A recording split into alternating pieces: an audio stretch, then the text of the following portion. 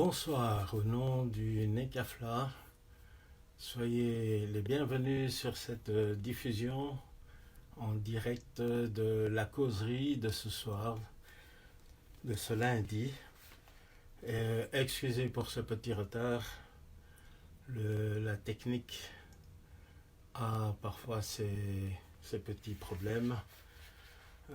Voilà, je vais commencer donc pour ceux qui sont déjà connectés ou qui vont arriver, faire d'abord une petite prière. Et pour commencer, ainsi que tous ceux qui sont dans d'autres lieux, nous allons accueillir en permanence et nous allons aussi accueillir les protecteurs, bienfaiteurs qui nous accompagnent dans notre foyer, lieu de travail ou autre. Et nous allons accueillir aussi tous les esprits qui vont venir partager ce moment avec nous. Et nous allons encore accueillir d'autres esprits, par exemple le guide de notre foyer, le guide de notre lieu de travail, le guide de chaque lieu différent. Et puis, nous accueillons aussi celui que nous nommons notre Maître Jésus.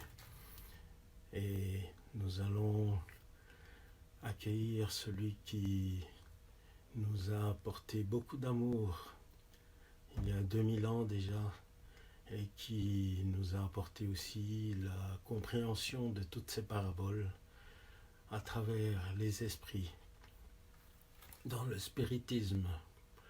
Et puis nous allons accueillir Dieu notre Père qui permet que nous puissions être ici ce soir à partager ce moment pour cette causerie faite par internet suite à ces événements qui se produisent mondialement sur tout le globe. Et nous allons demander à Dieu notre Père qu'une lumière blanche descende sur chacun, sur chaque personne qui va regarder maintenant ou en différé, et ainsi que tous ceux qui accompagnent toutes ces personnes. Et demandons aussi que pour la terre, une colonne de lumière blanche puisse venir dans cette situation où la peur domine, pour que chacun puisse gagner la confiance, la foi, que chacun puisse retrouver l'équilibre, la paix, et puisse avoir confiance en l'avenir. Et donc nous allons remercier Dieu déjà pour être ici aujourd'hui encore à partager ce moment grâce à Dieu. Voilà, nous allons maintenant parler du sujet de ce soir. Point de vue technique, naturellement, il y a eu quelques petits problèmes. Je ne sais pas si ça passe sur YouTube, je ne vois pas, mais bon, je l'ai fait aussi en direct sur Facebook du NECAFLA. Et nous allons parler donc de ce texte d'aujourd'hui qui est tiré de l'Évangile selon le spiritisme d'Allan Kardec et qui en fait est un recueil que Allan Kardec a reçu à travers les médiums, que les esprits ont communiqué à travers les médiums pour expliquer un peu la Bible, les paraboles, comment elles fonctionnaient, enfin qu'est-ce qu'elles voulaient dire exactement. Alors le sujet d'aujourd'hui, c'est donc tiré du chapitre 14, Honorez votre père et votre mère.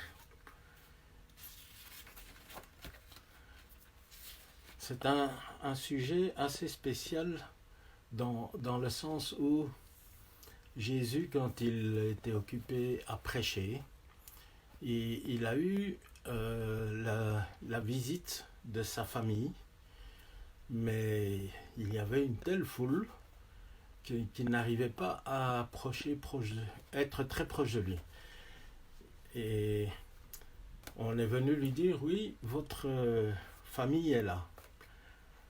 Et lui, il a dit, mais qui sont mes frères, mes sœurs et ma mère? Enfin, qui est ma famille?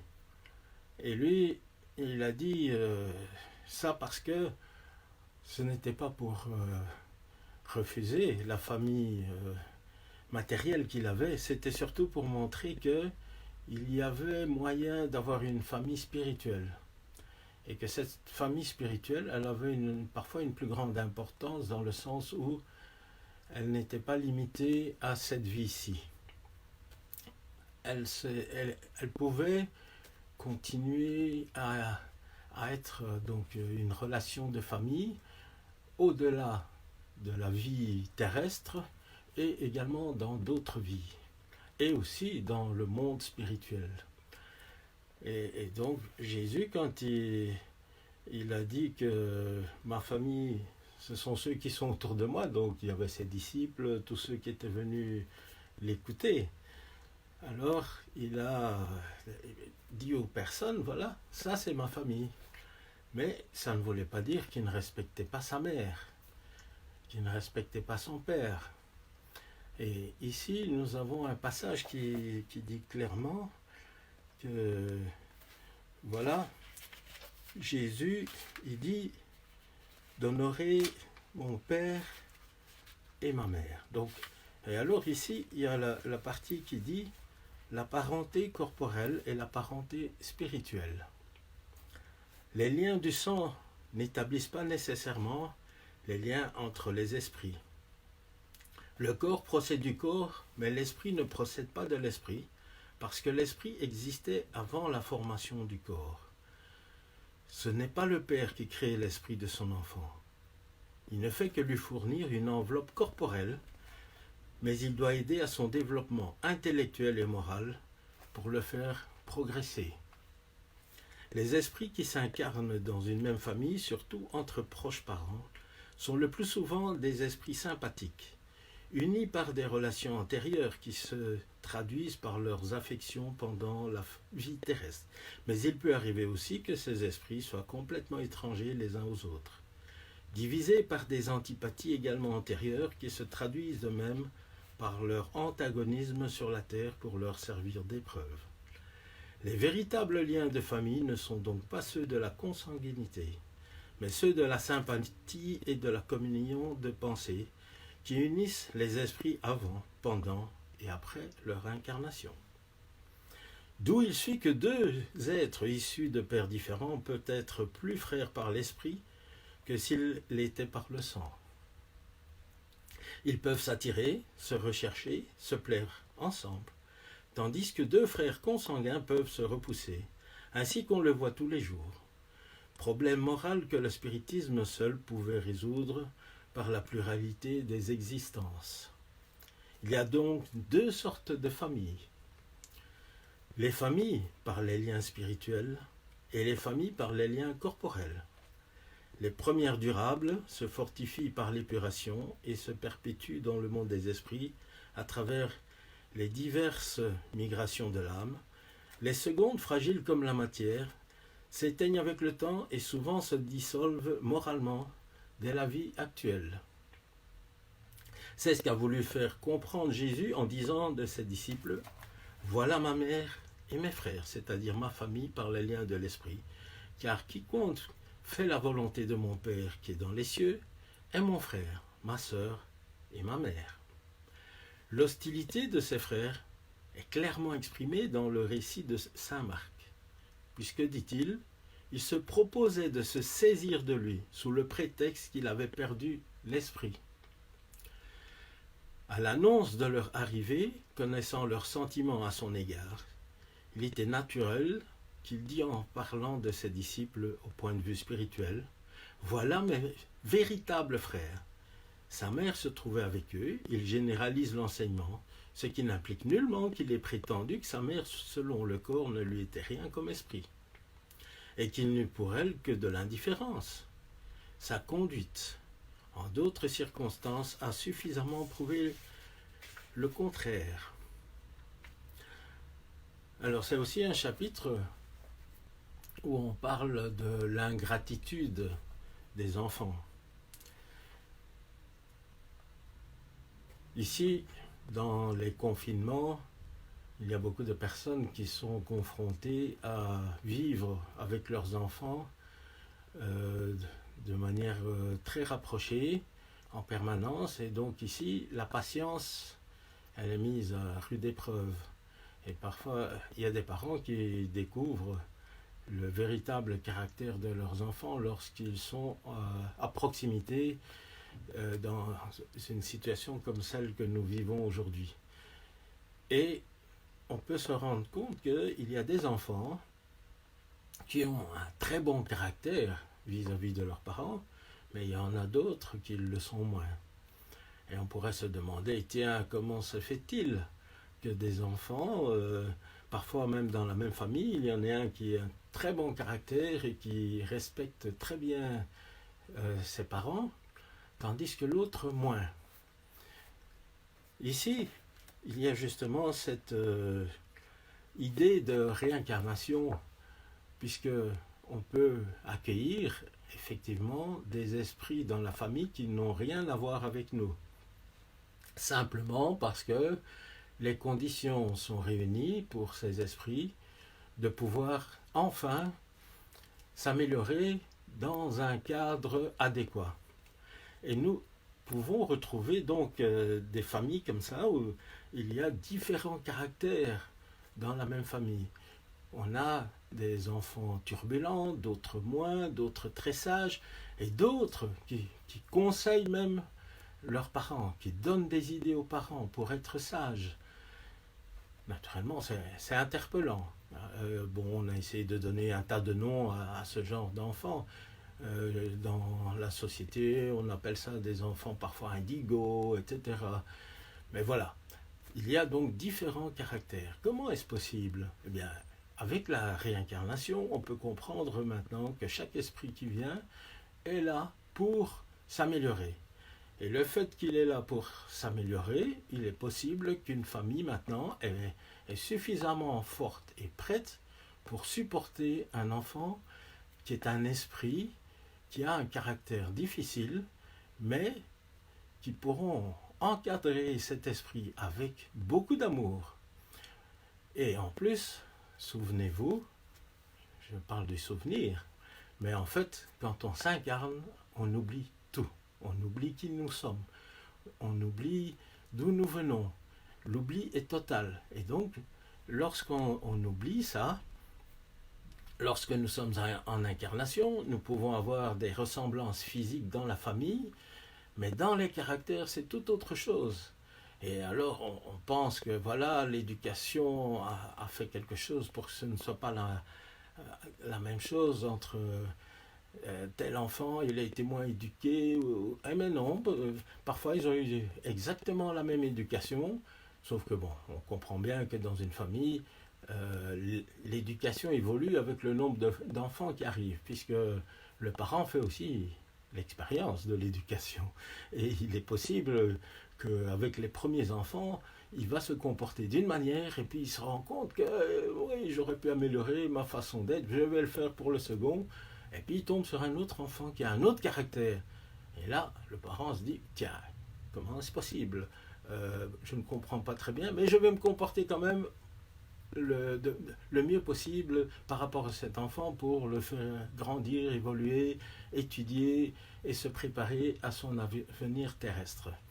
Pour qu'il puisse être dans cet état où il va pouvoir s'améliorer dans cette vie terrestre. Et donc, si un enfant est difficile dans une famille, c'est parce que peut-être que dans une autre vie, il a été lui aussi maltraité. Et parfois, les parents qui sont là sont peut-être ceux qui ont maltraité cet enfant dans une autre vie, mais maintenant, ils doivent lui montrer autre chose. Ils doivent lui montrer quelque chose qui est beaucoup plus moral, qui se rapproche des enseignements que nous apprenons avec les paraboles de Jésus, d'améliorer ce comportement, puisque chaque parabole de Jésus est quelque chose qui nous amène à mieux nous comporter ici dans l'incarnation.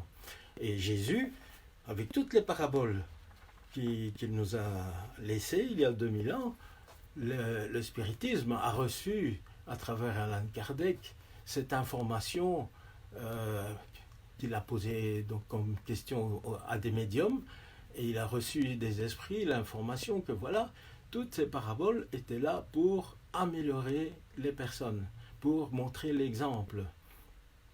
Et Jésus a montré, donc à l'époque, il a apporté ces paraboles qui n'étaient pas encore très bien comprises, et aujourd'hui, nous avons la chance d'avoir cette explication que nous avons reçue à travers tous ces médiums, ces esprits qui se sont exprimés, et notre ami Allan Kardec qui a codifié tout cela. Bon, maintenant, dans notre cas qui nous intéresse ici, quand on dit honorez votre père et votre mère, eh bien, on comprend bien que par rapport aux réincarnations, il y a certainement des reliquats de vie passée, mais on comprend aussi que le devoir d'un enfant, c'est de respecter ses parents. Malheureusement, on voit dans notre société actuelle, avec le manque d'informations, que ce n'est pas toujours le cas. Et le spiritisme nous a apporté cette belle idée qui fait que, voilà, il faut s'améliorer moralement.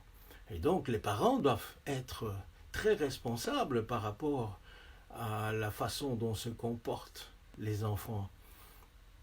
Ils ont la capacité d'aider leurs enfants à se comporter moralement le mieux possible. Et puis nous avons la compréhension aujourd'hui que les enfants sont malléables jusqu'à un peu plus de 7 ans et que leur caractère à ce moment-là peut être influencé dans le bon sens comme dans le mauvais. Et c'est pour ça qu'il est important d'avoir une éducation responsable pour les enfants, pour qu'ils puissent grandir moralement, puisque ça c'est le but de l'incarnation. Et les parents, c'est une mission qu'ils ont, d'accompagner leurs enfants pour arriver à ça. Naturellement, il y a des parents qui ne le comprennent pas, soit parce qu'eux-mêmes, ils ne sont pas toujours très évolués moralement, et c'est parfois que dans ces familles-là qu'on a des enfants qui, eux, arrivent avec une grande évolution et vont donner un exemple à ces parents-là qu'on ne pourrait pas comprendre que c'est l'enfant qui est occupé à éduquer ses parents. Il leur montre un exemple de très grande moralité. Mais dans d'autres cas, ce sont les enfants qui n'ont pas une grande moralité, parce que vous savez, nous sommes dans cette période où il y a beaucoup d'esprits qui viennent s'améliorer une dernière fois et gagner la chance de pouvoir s'améliorer convenablement, parce que notre terre, on est arrivé dans cette phase où quand on sortira de ce passage difficile, on s'achemine vraiment vers la régénération. Et les esprits qui auront choisi le chemin qui n'est pas vraiment celui de la bonne moralité, peut-être qu'ils seront envoyés ailleurs que sur la terre. Parce que la terre, elle va vraiment s'acheminer maintenant vers une régénération. Il y aura beaucoup plus d'amour, beaucoup plus de respect des animaux, de la nature, des autres êtres humains qui va s'installer. Et c'est pour ça qu'il faut aussi avoir cette confiance aujourd'hui par rapport à ce que nous vivons. Ça fait peur, c'est quelque chose qui aujourd'hui semble terrible, mais avec la foi et la confiance, nous savons que après ça, il y aura quelque chose de beau qui va émerger. Eh bien, aujourd'hui, c'est l'occasion pour nous tous qui avons cette connaissance d'être des lumières un peu partout, de montrer que cela existe et de montrer cette belle confiance que nous avons en l'avenir. Mais voilà, aujourd'hui, dans cette situation, plus que jamais, les enfants doivent honorer leur père et leur mère. Il y a aussi les grands enfants, parce que vous savez, on reste pour les parents toujours des petits enfants, même à 80 ans. Une grand-mère, une mère de 90 ans qui a son fils de 70 ans va toujours dire mon petit. Elle dira jamais monsieur, cher, je ne sais pas quoi, lui donner un rang dans la société. Elle dira mon cher petit, comment vas-tu? As-tu bien dormi? As-tu bien mangé? Te sens-tu bien? Etc. Elle va toujours se comporter comme une maman. Et nous, en tant qu'enfants de ses parents, nous avons le devoir d'aider nos parents aussi dans leur vieillesse. Et aujourd'hui, plus que jamais, c'est le cas.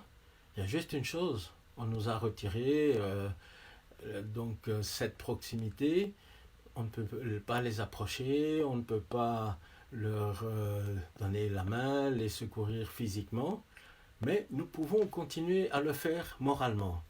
Et ça, c'est quelque chose qu'on ne peut pas nous enlever, parce que nous, aujourd'hui, avec les mots, avec la parole, nous pouvons parler à nos vieux, à nos vieilles personnes qui sont là et qui sont aussi dans le désarroi dans cette situation, qui ont besoin d'être rassurés et voir si on ne peut rien faire, parfois leur apporter quelque chose, même si on ne peut pas trop les approcher, le déposer près de chez eux. Naturellement, il y en a qui sont dans des maisons de repos, c'est un peu plus difficile de les approcher, mais les maisons de repos ont organisé également des communications. Ils utilisent la technologie pour que les vieilles personnes qui sont dans les homes puissent continuer à être en contact avec les familles. Tout à coup, on a fait des salles où on installe toutes les personnes qui ont encore de la famille pour qu'elles puissent communiquer à travers des ordinateurs. Il y a une solidarité qui s'est installée avec cette situation. Et donc, ici, il y a cette proximité aujourd'hui qui fait que les enfants aussi, qui sont parfois plus jeunes que nous, ou beaucoup plus jeunes, doivent aussi faire preuve de respect. Et ça devient difficile parce que, avec la peur de ce qui pourrait arriver, le manque de foi de certains, et les médias qui racontent beaucoup de choses contradictoires, ça perturbe un peu l'ensemble des personnes. Et les enfants aussi sont énervés parce qu'ils ont beaucoup d'énergie. Ils peuvent utiliser cette énergie pour faire plein de choses, mais ils sont confinés dans des lieux et cette énergie, ils ne savent pas l'utiliser. Et parfois, ils sont tellement énervés qu'il est possible qu'ils ont besoin de faire quelque chose et ça leur est interdit, alors l'énervement, la colère peut ressortir. Mais c'est le moment aussi, pour ceux qui savent, d'être patient, de montrer le bon caractère et de montrer que, voilà, aujourd'hui, avec tout ce que nous avons appris, nous, on va dire ceux qui ont étudié toutes les philosophies qui amènent à l'amélioration morale, c'est le moment d'exprimer, de montrer que nous sommes aptes à montrer un bon caractère, une bonne volonté, une confiance en l'avenir. Donc tout ce que nous avons appris maintenant, il faut le mettre en application. C'est le moment.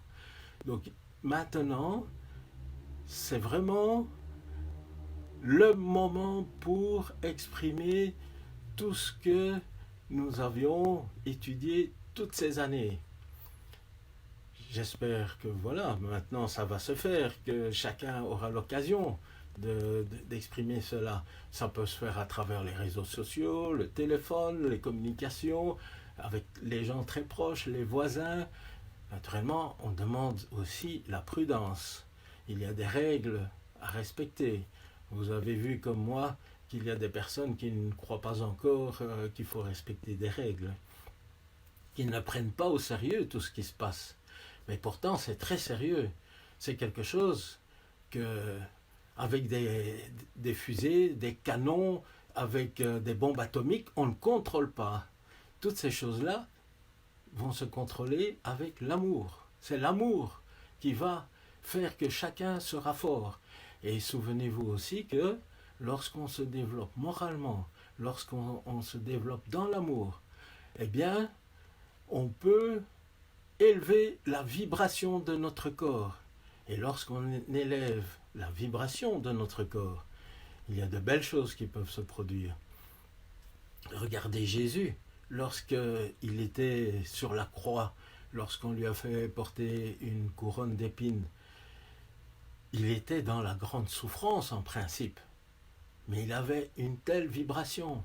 C'est quelqu'un qui, son corps, la vibration qu'il avait dans son corps, je n'étais pas à sa place, mais j'imagine bien qu'il n'avait pas la même douleur que nous, on aurait eu. Moi, je vois bien, il y a des collègues dans mon travail, lorsqu'ils se blessent et qui continuent à travailler, on doit leur dire mais arrêtez, vous saignez là. Ils mettent juste un pansement ou quelque chose pour arrêter le saignement.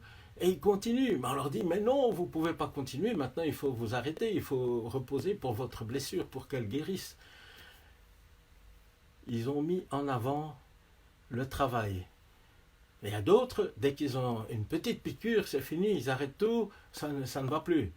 Donc, il y a cette idée que lorsque on a envie de faire la charité, on ne regarde pas à sa souffrance.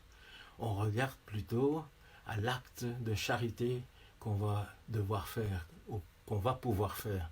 Ça donne une très grande force. Ça donne aussi, ça réduit la souffrance et la douleur physique parfois, mais surtout la souffrance. Souvenez-vous, voyez un peu toutes les personnes comme Mère Teresa par exemple, qui travaillaient dans des lieux comme à Calcutta, dans les bidonvilles, dans des lieux tellement sales, etc. Eh bien, ces personnes-là ont drainé des sommes assez importantes pour l'aide aux autres. Elles ne l'utilisaient pas pour eux. Eh bien, cet argent a fait que ces personnes ont réalisé de belles choses pour la charité, pour l'aide aux prochains.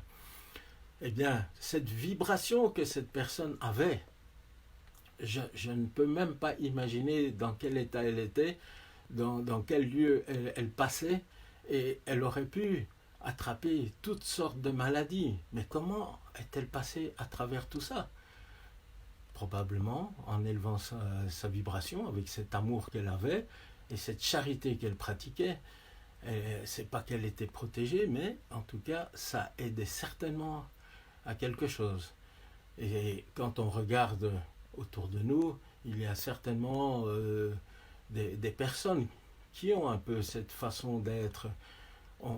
Vous savez qu'on parle par exemple du cancer, que lorsque vous avez ça, au plus vous êtes dans des colères, au plus le cancer peut se développer. Alors que à méditer et à rester dans un état serein, la maladie peut régresser plus facilement que si vous êtes dans des colères et dans le non-pardon. Parce que Jésus, il nous a apporté cette idée de pardonner qui est en fait un grand médicament pour beaucoup de choses. Parce qu'ici, dans la situation, nous cherchons toujours des responsables, oui, qui a fait ça, pourquoi, etc. Ne cherchons pas. Soyons tous dans l'amour et dans la charité. Et honorons nos pères, nos mères. Continuons à pratiquer cette idée que Jésus a apportée, qui était de s'aimer les uns les autres. Et merci de m'avoir écouté. J'espère que la technique pourra faire que sur YouTube aussi on pourra le voir, mais bon, Ici, vous êtes sur Facebook et apparemment, ça a fonctionné. Je vais vous souhaiter de pouvoir être vraiment dans la paix et dans l'amour et dans la charité. Et maintenant, pour terminer, je vais faire une petite vibration d'abord. Et pour ce faire, je vais vous demander à vous aussi, là où vous êtes, de fermer les yeux et d'être harmonisé avec moi en laissant sortir une lumière rose qui nous relie tous à ce niveau-là, au niveau du cœur, et qui va faire que cette harmonie va nous permettre d'être en connexion à différents lieux. Nous avons l'habitude d'être ensemble dans le même local. Ici, nous sommes dans différents points. Et là où vous êtes, soyez l'amour, soyez la lumière. Et laissez sortir du cœur cette vibration d'amour qui va emplir votre lieu, qui va envelopper toutes les personnes proches, ainsi que tous les esprits qui sont chez vous. Et continuons à vibrer comme ça pour aller vers l'extérieur, aller à la rencontre des personnes qui circulent, les personnes qui sont sans abri, parce que eux aussi, ils sont un peu perdus dans la situation, en envoyant beaucoup d'amour à ces frères et sœurs-là. Et nous continuons à vibrer aussi pour tous ceux qui sont dans les hôpitaux, parce qu'aujourd'hui, il y a beaucoup de personnes qui sont très fatiguées, qui doivent être au chevet des personnes qui sont malades et qui doivent vraiment avoir beaucoup d'attention et garder un physique de fer, être très forte dans la situation. Et vibrons pour toutes ces personnes qui permettent que tout ça ait lieu, tous ceux qui transportent les malades, tous ceux qui gèrent tout ça, et toutes les personnes aussi qui nettoient les hôpitaux, qui font que tout ça fonctionne, toutes les structures hospitalières fonctionnent vraiment de manière assez confortable. Et envoyons aussi à tous ceux qui essayent de conscientiser toute la population pour que cette pandémie puisse être réduite. Et envoyons aussi beaucoup de vibrations à tout le monde, tous ceux qui sont confinés, tous ceux qui travaillent encore, qui doivent apporter beaucoup de matériaux. Vibrons vraiment avec beaucoup d'amour pour toutes les personnes dans la situation actuelle. Et vibrons aussi pour les personnes qui sont dans les maisons de repos, dans les maisons d'accueil, dans les prisons encore. Et vibrons aussi pour tous ceux qui sont dans les hôpitaux psychiatriques. Et nous allons continuer à vibrer donc pour toute la terre, en voyant cette belle vibration d'amour chez chaque personne qui est là, qui vit quelque chose de nouveau. Cette situation est unique. Elle ne s'est jamais produite de mémoire d'homme. Et nous allons vibrer pour tous ceux qui sont occupés à se poser la question de leur force et de leur puissance. À quoi sert-elle dans cette situation? Vibrons beaucoup pour eux, parce qu'ils ont beaucoup de responsabilités, qu'ils puissent prendre les bonnes résolutions qui vont pouvoir changer la donne. Et nous allons vibrer pour que la paix et l'amour s'installent sur la terre. Et vibrons aussi pour tous les esprits, pour tous ceux qui ont désincarné ici il n'y a pas longtemps, et puis tous ceux qui ont désincarné avant, qui sont dans le seuil, qui sont dans les vallées des suicidés, des avortés. Et vibrons aussi pour tous ceux qui sont déjà dans les hôpitaux spirituels. Et vibrons pour tous ceux qui œuvrent pour le bien, qu'ils aient la force de continuer dans la situation, grâce à Dieu. Et nous allons maintenant remercier nos amis qui nous ont accompagnés, ceux qui étaient là, notre guide. Nous allons remercier les esprits protecteurs de chaque lieu. Nous allons remercier aussi tous ceux qui sont là pour écouter cette causerie en même temps que nous. Et nous allons remercier Jésus qui nous a apporté beaucoup d'enseignements pour nous améliorer moralement. Et remercions aussi tous les responsables spirituels de chaque lieu. Et remercions Dieu notre Père pour cette opportunité qu'il nous donne pour un peu réfléchir sur nous-mêmes, que nous puissions sortir grandis de la situation actuelle. Et demandons-lui que sa lumière nous accompagne sur notre chemin d'amélioration morale et sur nos tentatives de pratiquer la charité. Grâce à Dieu. Je vous remercie tous pour cette diffusion. Et la semaine prochaine, à 19h, il y aura le même jour, à la même heure, également une diffusion en français. Que Dieu vous accompagne et qu'il vous protège. Merci.